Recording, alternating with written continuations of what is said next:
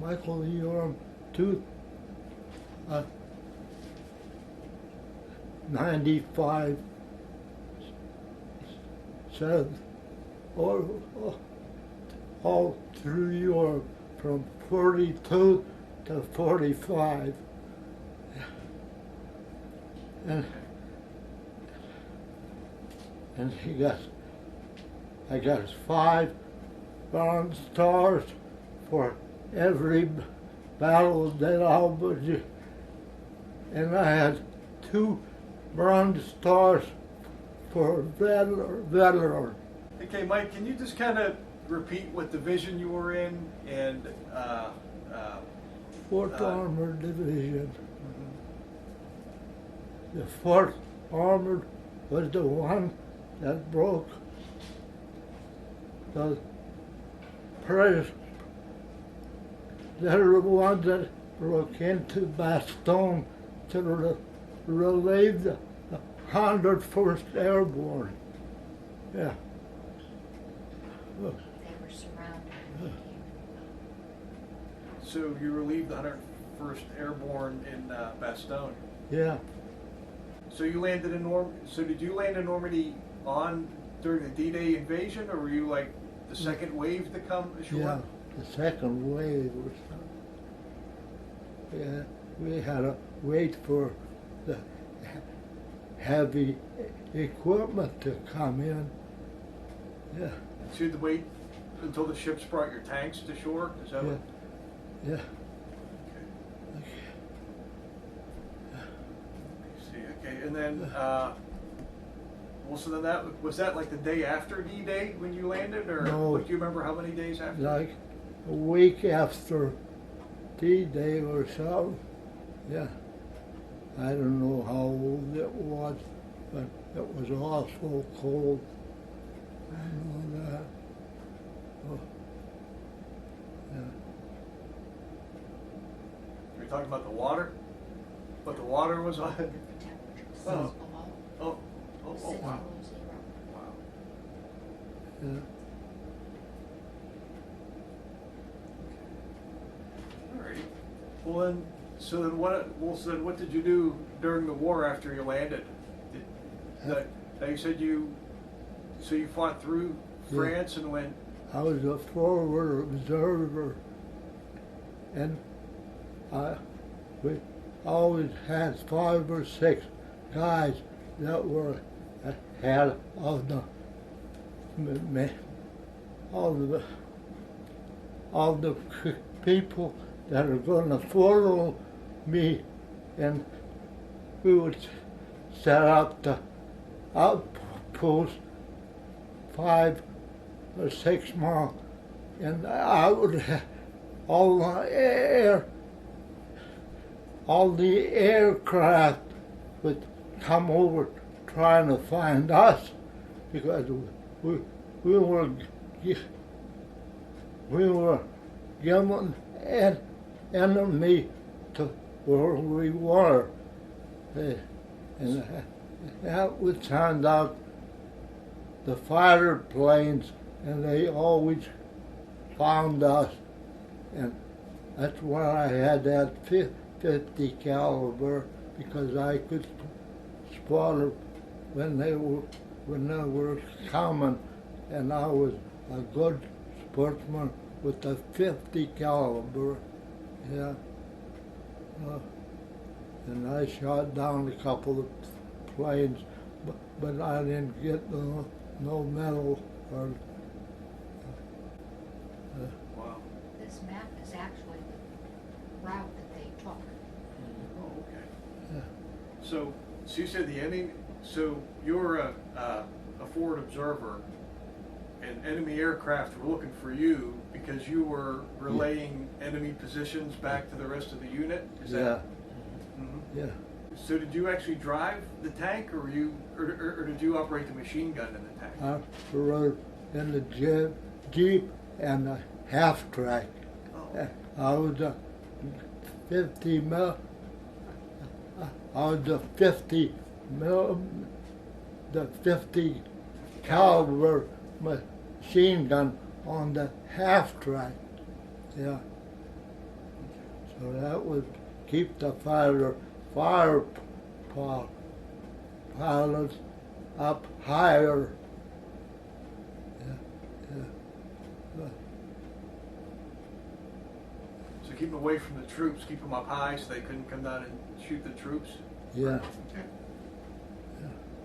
So did you have to go to basic training to learn how to operate the half track? Yeah. I went to Fort Bragg, basic training, then I went to camp with Camp Bowie in Texas, and from there we went overseas, and I spent about 6 months in England. We were getting ready for the invasion, yeah, and I dug a hole for every engagement that we had.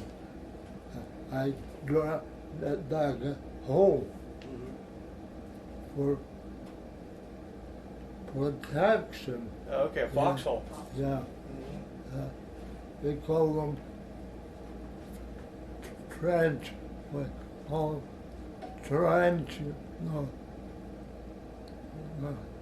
instead of foxholes.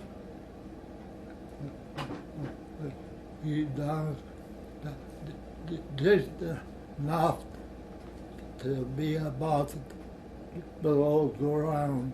Foxhole, okay. Yeah. Well, it's the hard way to see Europe, huh? Yeah. But you went the hard way, huh? I got to see it, and I left.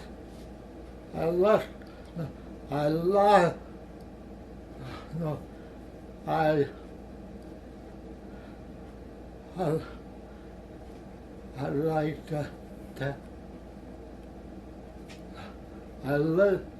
like to live to tell the story. Yeah. Yeah. Yeah. That's it.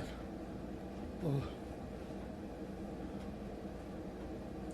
He always said he's a survivor. That's what he is. yeah. I was a survivor. They call me. I was a survivor, not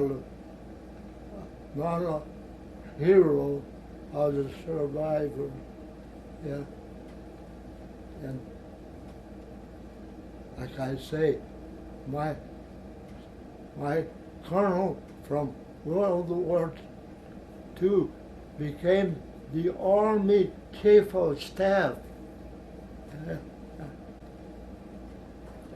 He actually met General Patton also. Yeah. Okay. So your colonel, was it one of these guys? You said your colonel went on to become the chief of staff, the Army Chief of Staff. What? That Creighton Abrams.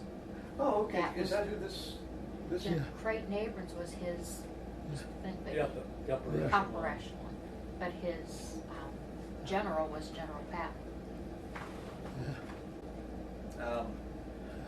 Is there a couple of battles or a couple of things, a couple of encounters that you had during your travels here that Yeah. that you remember the most? Is there something that you remember? No. Like, is there one or two things that really stand out the No. most? I went across with 30 men in my outfit, and only 25 of them came back, probably. Yeah. Wow. How many were in your outfit to start with? 35. No. A company had about 40 men, and about half of them didn't make it in the infantry. Yeah. I can't remember and if I do remember, I don't know how to explain it. Tell them about when you met General Patton, how you met General Patton. Oh, we were out there about 10 miles out of the outfit, and General Patton and his armored personnel came with him, and he had the big brown, what do you call it, helmet, and it stood out. And when we got to the position, the German army, they picked it out that where he was at, and the artillery was firing over our head, and there was an old shed down there about 200 or 300 feet down in the bay Valley. and I was standing next to him, so he comes and he says, "Soldier, how about going down there and checking out the shed?" So I went down there. There's this old Frenchman. He was sitting on the little old beds, and he couldn't talk English, and I couldn't talk French. So I checked around. There was no lucky, no kind. There was no electric for him to send in to anybody. So I left them, and this shelling continued, and he was sleeping, taking care of his sheep. He was a sheep herder. Oh, okay. Yeah. They used to put communications in some of those. That's how they were hide their communications, is in Yeah. these little sheds. So he wanted him to get down and check the shed, make sure there was Yeah. nothing there. Oh, He okay. did, said no, nothing, came back, reported to the general, and away he went, Yeah, right? yeah. Do you remember what part of France that was in? When General Patton told you to check out the shed? That was around Bastogne, I think, in Oh. that area. Okay. Yeah. I had to tell you the story about my sister who was in Czechoslovakia. Mhm. So we were 200 or 300 yards into Czechoslovakia when the war ended, and there was a big prisoner of war that was set up, and I could talk to, and I could talk to the people. I could talk to them from Czechoslovakia, and I walked around the prison, and I checked, and I asked who's here from Micheal Uram, and That was the time she was from. and there's a friend that came up and said, "I know your sister," yeah, and he was like a commissioner of something. So I told him I'm waiting for my sister, and they stopped me before I got to the last outpost. Yeah. That Tried to the, find a the Russians saw you can't go any further. So we went about 200 or 300 miles, and they stopped us, and finally they said, go back. you can't go any further. So that was as close I got to my sister. Now, the guy that said he knew your sister, Yeah, well, you said you came upon him at there was a border crossing or something like that, or you said, so there was a big pre- president. oh, he was in a prison? Prisoner of war. Yeah, Oh, he was a POW? Yeah. Okay. yeah. He asked if anybody from There that. was thousands in there, and I don't know. I try to. That's when I try to explain. My sister lives in Micheal. See, his parents Oh. only talked Russian, so he could speak a little bit, but not fluently. Yeah. So he was trying to get that point across to them that I have a sister in this town. Does anybody know her? Right. And that's okay. how Yeah. the guy came. And so these people were so they were captured by Germans. So it was a German POW camp that these people from Czechoslovakia. Okay. And then what were you doing, like when the war was coming to an end? Were you still? I guess you were still fighting or you were still in. Or were you in Germany or Czechoslovakia? You said Yeah. with that? Right at the border. Oh, okay. We were just celebrating. Yeah.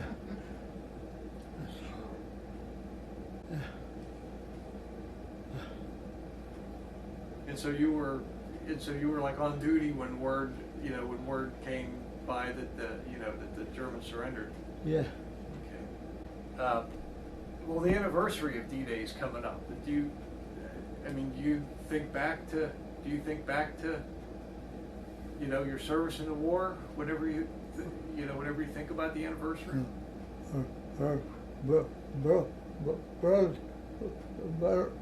Her birthday is tomorrow, huh?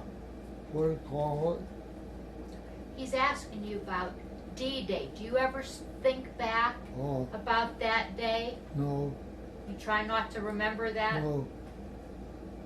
I could just remember the guys that didn't come back. I could remember them. Well, so on Memorial Day, do you think it's an important time for everybody to kind of, look back at the wars and, Oh. salute veterans and, Yeah. appreciate veterans for what they do? And anytime they have something doing, I try to go to meet the people that are still living. Living. Yeah. So after the war, what did you do? Did you come home but you came back and got married, or did you get married before you left, or not? After, Okay. and my wife passed away about a year after I got home. She passed away. No. Oh, You got married. You I'm got married a year after you Yeah. got back. Okay. Today's her birthday. Yeah. That's why he said it. So, Okay. And then what? And then what was your wife's name? Virginia. I always called her Virginia. Shows Oh, your okay. picture. Oh, okay, I see. I Yeah. see. And then how long were you married? Yeah. Town, 64. 64 years now. Wow. yeah. She passed away in Oh. 2011. Yeah. Dad, tell them why you wear that hat and only that hat. Why do you wear that hat? To honor the 6,000 men in my division who were either killed or captured. Yeah. Where did you work after you came back? At Armco. Oh, okay, Armco. Yeah. And then how long were you there? 44 years. Oh. Yeah. Yeah. What did you do? What did you do with Armco? I drove tractors, and then later on, I did paperwork. I would like Dispatch. I'd make the schedules out for the other operations. Mm-hmm. I would make out the stuff The schedule. for all the other units that were there in two 2 hours. aisles. You were dispatch. Yeah, and later on, my son took my job. Yeah. Thanks. Yeah. He worked in the coil warehouse. Yeah. Oil warehouse. Coil warehouse is where he worked. Yeah. Cool, okay. That's it. When you think back of the war, the biggest thing you think of is your friends that didn't survive? Is that Yeah. what you mostly Yeah. think about? I had some that were pretty close, and they survived. And they worked at Armical. Yeah. Yeah. Do you ever think of any of the fighting that you were involved in when you think back? Does any of the battles or any of the Every now and then they'd have some doing at the Legion, and that's when I would attend, and I'd get to see some of them. Or I would meet some of my old friends from the Army. were any of the people that you'd see down at the Legion, did you actually serve with them when you were over there? Were you in the No. same unit or anything like that? No, everybody had their own outfit Mhm. that they were in. So, Mike, do you think it's important that people, for people that didn't serve in the military, do you think it's important for them to take a minute and think about Memorial Day and, the sacrifices that, veterans made? Yeah, Do you think it's important for people that didn't serve in the military to, to do that on, especially on Memorial Day? yeah, right.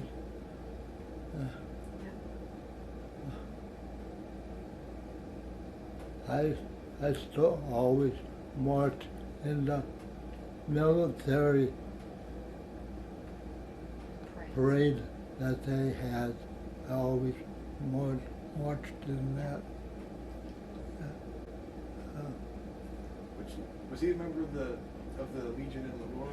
He is the last living charter member of American Legion Post 778. Okay. All right. Well, so you got. Well, so what all? Well, you got. It looks like you have a lot of. Looks like you got a lot of medals for your Yeah. service. That isn't all of them, Oh, really? I didn't get them all. A lot of paper.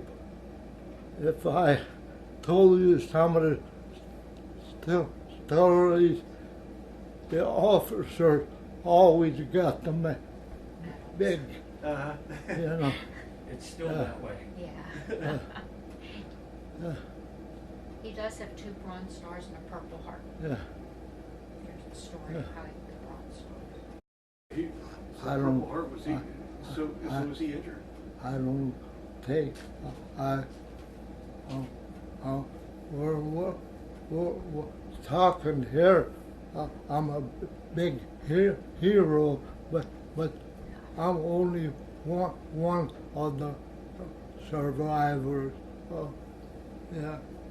Dad, how did you get, how did you get the Purple Heart? I got hit by an artillery burst in front. Yeah, and I got shrapnel still feeling every now and then I'd Still has it. get a piece.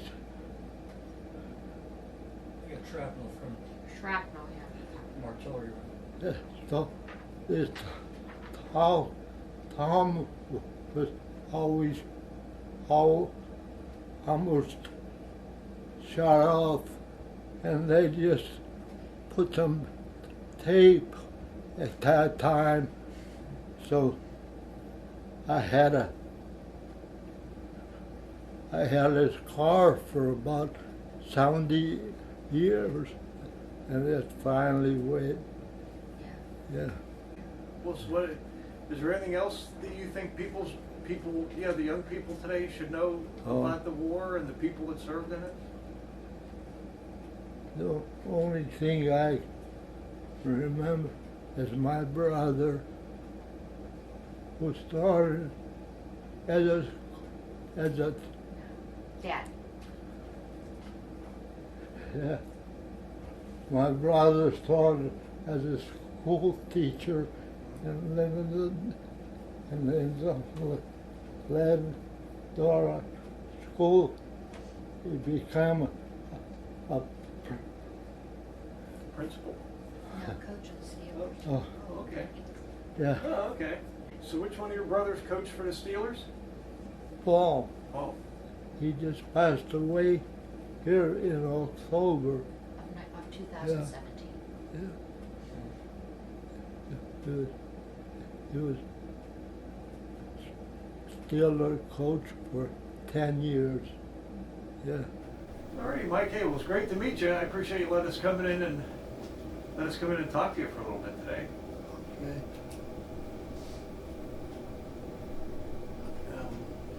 Okay. Thank you. Oh, thank you. It's great to meet you. Thank you for everything you did in the war. Every now and then I get real nervous, and that's when I can't talk to anybody. Oh, That happens. no, that's okay. Yeah. It's okay. Don't worry about it. Uh,